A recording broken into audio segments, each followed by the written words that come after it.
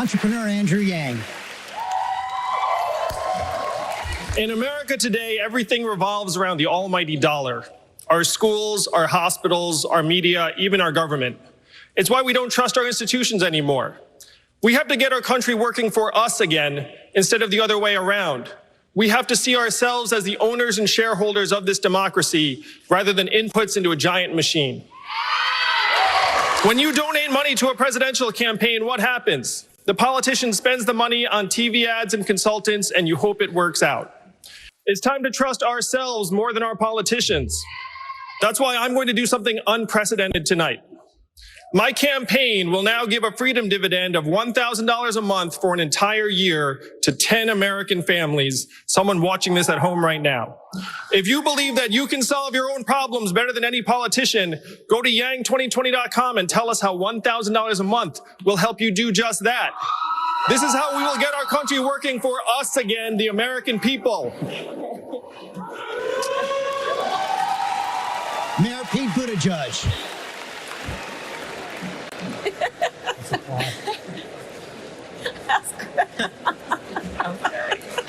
It's original, I'll give you that. Andrew Yang. This is why presidential debates are becoming unwatchable. Yeah, This reminds everybody of what they cannot stand about Washington. Andrew Yang. A house divided cannot stand. And that is not how we're Look, going to everyone, we know we're on the same team here. We know we're on the same team. We all have a better vision for healthcare than our current president. And I believe we're talking about this the wrong way. As someone who has run a business, I know that our current healthcare system makes it harder to hire people, makes it harder to give them benefits and treat them as full-time employees. You instead pretend they're contractors. It's harder to change jobs. It's certainly harder to start a business. The pitch we have to make to the American people is we will get the healthcare weight off of your backs and then unleash the hopes and dreams of the American people. Senator Now, Booker. I am Asian, so I know a lot of doctors. And they tell me that they spend a lot of time on paperwork, avoiding being sued, and navigating the insurance bureaucracy. We have to change the incentives so instead of revenue and activity, people are focused on our health in the healthcare system. In the Cleveland Clinic, where they're paid not based upon how many procedures they prescribe, shocker, they prescribe fewer procedures, and patient health stays the same or improves. That is the pitch to the American people. Mr. Yang, it is true that in the last few years, we have seen the most severe anti-immigrant measures, from putting kids in cages to limiting asylum for people fleeing gangs and domestic violence. But it is also true that about 1 million immigrants enter the U.S. legally every year. So are you willing to raise the number of legal immigrants from 1 million to 2 million per year? And should there be a merit system, as President Trump wants? So, yeah. Oh, I'm sorry. Did you ask me? Or? Mr. Yang. Me. Already said it. Okay. Sorry. My father grew up on a peanut farm in Asia with no floor, and now his son is running for president. That is the immigration story that we have to be able to share with the American people. If you look at our history, almost half of Fortune 500 companies were founded by their immigrants or children of immigrants, and rates of business formation are much higher in immigrant communities.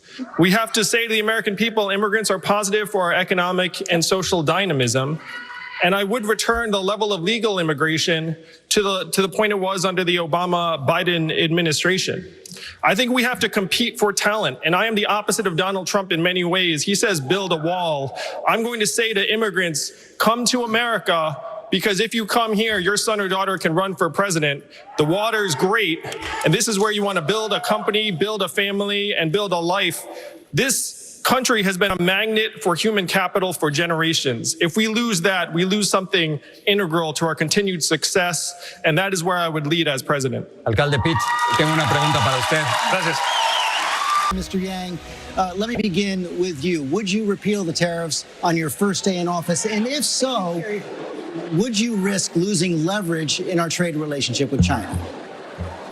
I would not repeal the tariffs on day one, but I would let the Chinese know that we need to hammer out a deal, because right now the tariffs are pummeling producers and farmers in Iowa who have absolutely nothing to do with the imbalances that we have with China. A CEO friend of mine was in China recently, and he said that he saw pirated U.S. intellectual property on worker workstations to the tune of thousands of dollars per head. And he said, one, how can my workers compete against that? And two, think about all the lost revenue to American companies. So the imbalances are real, but we have to let the Chinese know that we recognize that President Trump has pursued an arbitrary and haphazard trade policy that has had victims on both sides. So no to repealing the tariffs immediately, but yes to making sure we come to a deal that addresses the concerns of American companies and American producers. I want to take this to Mr. Yang. You share the stage, as you know, when we talk about troops in Iraq and Afghanistan with the vice president who was in the Situation Room, with senators who are on the Senate Armed Services, the Foreign Relations Committees, with an Afghanistan veteran who is on the stage tonight. As you share the stage with these candidates, what makes you the most qualified on this stage to be commander-in-chief? I've signed a pledge to end the forever wars. We've been in a state of continuous armed conflict for 18 years, which is not what the American people want. We have to start owning what we can and can't do. We're not very good at rebuilding countries. And if you want proof, all you have to do is look within our own country at Puerto Rico. We've spent trillions of dollars to unclear benefits, lost thousands of lives, and thank you, Pete, for your service.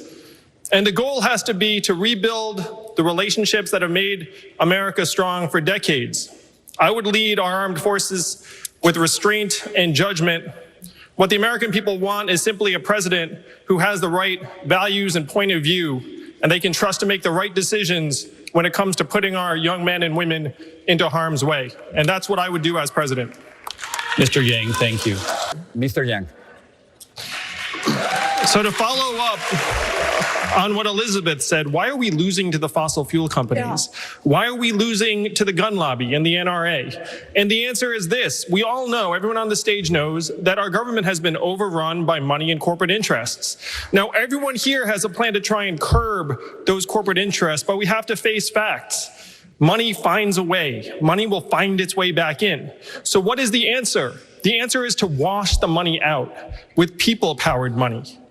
My proposal is that we give every American 100 democracy dollars that you can only give to candidates and causes that you like. This would wash out the lobbyist cash by a factor of 8 to 1. That is the only way we will win. And as someone running for president, I'll tell you, there's the people on one side and the money on the other. The only way for us to win is if we bring them together. Thank you, Mr. Yang. Lindsay. I'd like to have an academic discussion now about education. Mr. Yang, we'll stay with you. Here in Houston, the school district is facing yet another year of spending cuts. Like schools across the country, the system faces many challenges. One of them, thousands of students are leaving traditional public schools and going to charter schools. You're the most vocal proponent on this stage for charter schools. You have said that Democrats who want to limit them are, quote, just jumping into bed with teachers' unions and doing kids a disservice. Why isn't taxpayer money better spent on fixing traditional public schools? Let me be clear, I am pro-good school. I've got a kid, one of my little boys just started public school last week, and I was not there because I was running for president. So we need to pay teachers more because the data clearly shows that a good teacher is worth his or her weight in gold.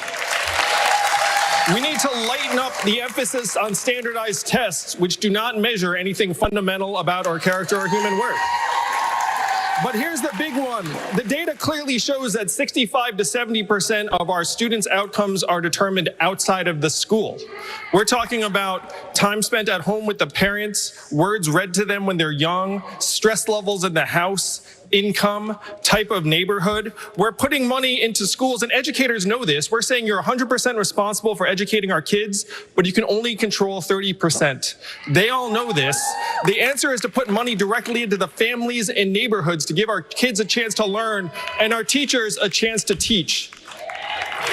No president can succeed without resilience. Every president confronts crises, defeats, and mistakes. So I want to ask each of you, what's the most significant professional setback you've had to face? How did you recover from it? And what did you learn from it? Mr. Yang. I was an unhappy lawyer for 5 whole months, and I left to start a business. And I'm going to share with you all one of the secrets to entrepreneurship. If you want to start something, tell everyone you know you're going to do it. And then you don't have a choice. You put your heart and soul into it. And even though I did that, my company flopped, had its mini rise and maximum fall, lost investors hundreds of thousands of dollars, still owed $100,000 in school debt. My parents still told people I was a lawyer. I guess it was a little easier. So I remember lying on my floor, looking up, wondering how it had come to this. Eventually, I picked myself back up. I kept working in small growth companies for another 10 years and eventually had some success. Then after I did have some success, I still remembered how hard it was, how isolating it was, how it feels like your friends no longer want to spend time with you. And so I spent 7 years starting and running a nonprofit that helped train young entrepreneurs around the country, including Sean Wen, who's here in the audience tonight, who left his gilded Wall Street job to become a food entrepreneur in San Antonio. Sean, I hope I made the process a little bit easier for you than it was for me. But the goal of my campaign is to make this an economy that allows us to live our human values and aspirations. Thank you. Thank you, Mr. Yang. Senator Booker. Side to the stage. I think absolutely. I think Kamala kept herself in it. I think Booker had a good night. I think Amy had a good night. But fundamentally, I don't think anything changes after this.